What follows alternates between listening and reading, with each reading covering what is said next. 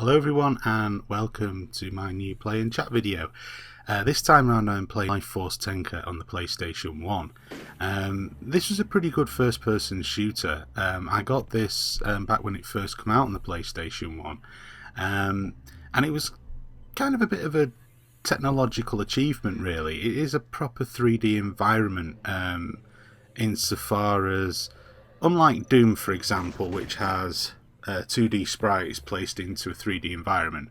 For the most part they used proper 3D objects, and although it's by no means the best first person shooter ever, it is a pretty decent game. It's well worth checking out. I think I paid about £3 or £4 for this off eBay, and it was in excellent condition, and it's well worth checking out if you want to check out a first person shooter that, perhaps by and large goes unnoticed when people talk about good first person shooters. Then Life Force Tenka is worth checking out. The only real issue I have with the game is a difficult game, but one of the issues is the gun uses a bizarre targeting system, and as you've probably seen the little boxes that go around the bad guys, if something is too close to you, the box sometimes doesn't ping on and you can be shooting away and the bad guy won't die. It doesn't happen all the time, it just happens every now and then, but for a game which can get quite difficult and quite hectic, it can be a little bit of an issue. Anyway, I wanted to keep this play and chat video a bit shorter than my others, simply because of the fact that it takes a bloody long to upload these videos to YouTube now, thanks to British Telecom, who mysteriously over-halved my upload, which I've talked about in another video. It's still doing that, and frankly BT can piss off. But what I wanted to talk about was, this week Resident Evil 6 was released, and there was a day one patch for it. Now the day one patch broke the game for people who were crazy enough to pay the £47.99 to download the game off the PlayStation Store. Essentially for those people that pre-ordered the game, paid over the odds for the privilege, and ended up with a game that got broke. Now the thing which has concerned me is how in this generation of games consoles, patching games and then patches to fix the issues that the previous patch created that didn't exist before, how this has become so much more commonplace. It's now almost accepted that games are going to be released with things wrong with them, and in some cases fundamental things being wrong with them. Now, I remember I bought Fallout Game of the Year edition on the PlayStation 3. I had the original Fallout on the Xbox 360, but I was able to get hold of Game of the Year edition brand new, and it was very, very cheap, and it had all of the DLC in it, and at the time I couldn't see one for the Xbox. It worked out cheaper for me to buy the Game of the Year edition than to buy all the individual DLC on the Xbox. So I bought the Game of the Year for the PlayStation 3, very happy with it, but part way through the game things started to go pear-shaped, and the game would start to slow down, and eventually it would just keep crashing. Now, as I understand it, this is to do with an issue with how the PlayStation's RAM works, and how the game engine that they were using and have subsequently used either the same, obviously modified, but maybe along similar lines in Skyrim. What happens is the way that the PlayStation 3's RAM works, all of the drops in the world, so objects that you pick up off dead bad guys that you find in loot chests, all of those things have to be remembered by the game. And for some reason, the way the PlayStation 3's RAM works, it means essentially that it creates, like a, for want of a better phrase, and probably people more technically minded than me will correct me on this, but like a RAM leak. And from what I can make out, it is just essentially the PlayStation 3 essentially runs out of RAM needed to run the game, the further you go on in it. Now, this problem existed in Fallout 3. As I understand, it exists, and I don't know this because I didn't get New Vegas on the PlayStation 3, because once bitten was enough for me, that it happens on that, and also that it happens on Skyrim. And the problem has been that pronounced is that the PlayStation 3 still doesn't have the Dawnguard DLC, simply because that's going to put an extra burden, obviously, on an already broken system. They're not going to release it. And, you know, Dawnguard has been out now for ages on the Xbox 360, but there's no sign of it yet coming out on the PlayStation 3. I mean, both Sony and Bethesda are apparently working together on this problem, but they can't even confirm when it's going to appear.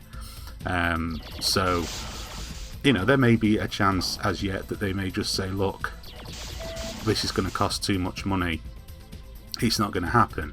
In which case, that is an absolute catastrophe, but not a catastrophe in the whole scheme of things. But in the gaming world, if you're a PS3 owner and you've bought Skyrim, and you can't buy DLC that everybody else can get, that's pretty much a big kick in the face, and I would be exceptionally unhappy with that if that was me. The point that I'm trying to make is, in a very long-winded way like I normally do, is that in the space of one generation we have seen games on the PS2, Xbox and GameCube essentially having to work, because there wasn't the real option for patching the game. Although those consoles could all get connected online, the vast majority of people playing on those consoles weren't connected online, and that online connectivity was not required to use the console. Very similar to as it is now, online connectivity is not required to use the Xbox 360, PS3 or Wii. So there's an interesting thing that's happened in the space of one generation. It's almost as if what really something that's been led by game developers is, you're going to have to connect your console online if you want our games to work properly. Because without doubt the vast majority of games released are released with pretty serious issues that need to be fixed. I mean, not all of them are game breaking, but they do impact on the game's playability, certainly the enjoyment of the game and functionality of the game. I mean, I was playing Skyrim on the 360 yesterday, and I entered a part of the world and the frame rates just dropped. The game just started to stutter, and every time I came out of the area it was fine, and every time I went in the area it started again. So even on a game that has already been patched, there are issues. The concern that I have is that when we come to the next generation, if in this generation we've already made that leap, and now game companies are just essentially assuming that, you know, you should have your console connected online, so any issues that may arise to be fixed in a patch you can have. Remember, if your console's not connected online, you're not going to be able to do it. Then what's the next generation going to be like when, you know, I think the assumption is going to be that to use those consoles you're going to have to be connected online, and if not, you're certainly going to be missing an enormous amount of functionality. I mean, it seems clearly that is the path that games consoles have been railroaded into, is always on connectivity. My concern is the fact that we're just going to get games that are going to be released no matter what, you know, that are going to be released with the same kind of issues that games are released on PCs. And the more games cost, see, putting a game into a comprehensive testing program costs a lot of money for developers, because essentially, you know, that you've got to pay the testers. They're sat there, they're trying to do daft things to make sure the game doesn't break. You know, say they were playing Skyrim, they could be trying to run backwards, swing the sword and jump up and down and spin in the air. That's probably an exaggeration. That's probably not exactly how it happens. It's probably an exaggeration of it, but that's what they are essentially there to do. if you take away that element, that's going to, and you say, well, okay, we'll release the game. It crashes if you do this, this, and this. We'll fix it at a later date. We'll get the game out the door. The whole objective of that is, when a game's in development for 2 years, it's not making any money. It's costing you money. So they need to get that game out the door and start bringing in revenue as quickly as possible to keep all their investors and bank manager people and all of those chaps happy. Then they can say, well, we'll fix the issues as and when. If that's going to become a more commonplace thing as far as I'm concerned, because games are going to cost more money to develop in the future if they're to meet the demands of what us, the gamers, want. Bigger gaming environments, better graphics, more immersive gameplay. They all come at a cost, and that is something that does concern me, that we might actually be reaching a point of where our expectations of the games actually outstrip the economic viability of being able to produce these games. So yeah, just wanted to basically throw that out there.